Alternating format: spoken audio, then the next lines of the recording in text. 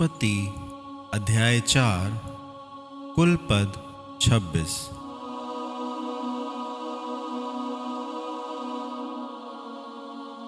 जब आदम अपनी पत्नी हवा के पास गया तब उसने गर्भवती होकर कैन को जन्म दिया और कहा, मैंने यहोवा की सहायता से एक पुरुष पाया है।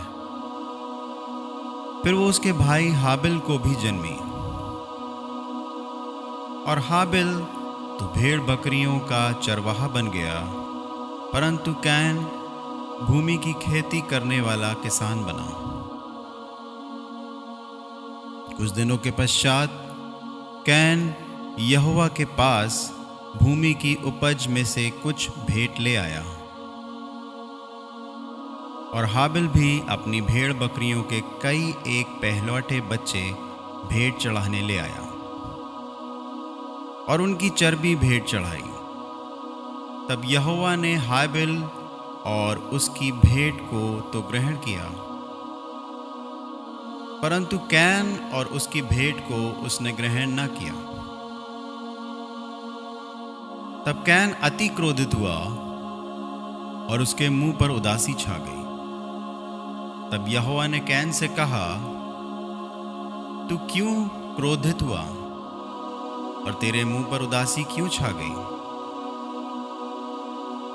यदि तू भला करे तो क्या तेरी भेंट ग्रहण ना की जाएगी?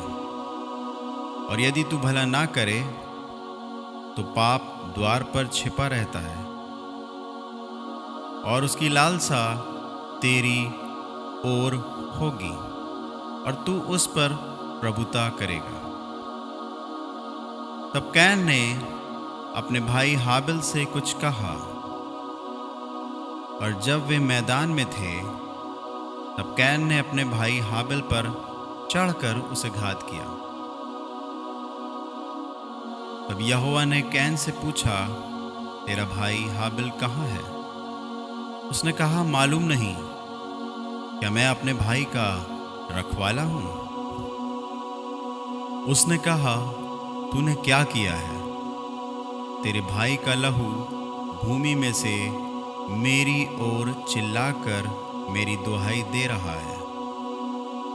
इसलिए अब भूमि जिसने तेरे भाई का लहू तेरे हाथ से पीने के लिए अपना मुंह खोला है, उसकी ओर से तू शापित है। चाहे तू भूमि पर खेती करे तो भी उसकी पूरी उपज फिर तुझे ना मिलेगी और तू पृथ्वी पर बहेतू और भगोड़ा होगा। तब कैन ने यहोवा से कहा, मेरा दंड सहने से बाहर है। देख, तूने आज के दिन मुझे भूमि पर से निकाला है और मैं तेरी दृष्टि की आड़ में रहूंगा और पृथ्वी पर बहेतू और भगोड़ा रहूंगा, और जो कोई मुझे पाएगा मुझे घात करेगा। इस कारण यहोवा ने उससे कहा, जो कोई कैन को घात करेगा उससे 7 गुना पलटा लिया जाएगा। और यहोवा ने कैन के लिए एक चिन्ह ठहराया, ऐसा ना हो कि कोई उसे पाकर मार डाले। तब कैन यहोवा के सम्मुख से निकल गया और नोद नाम देश में, जो अदन के पूर्व की ओर है, रहने लगा।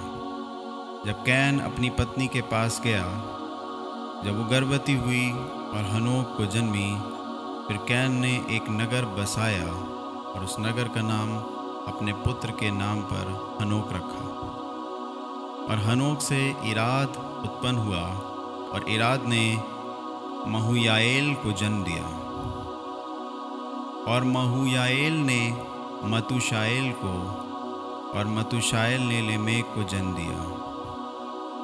और लेमेक ने 2 स्त्रियां ब्याह ली, जिनमें से एक का नाम आदा और दूसरी का सिल्ला है। और आदा ने याबाल को जन्म दिया। वो तंबुओं में रहना और जानवरों का पालन, इन दोनों रीतियों का उत्पादक हुआ।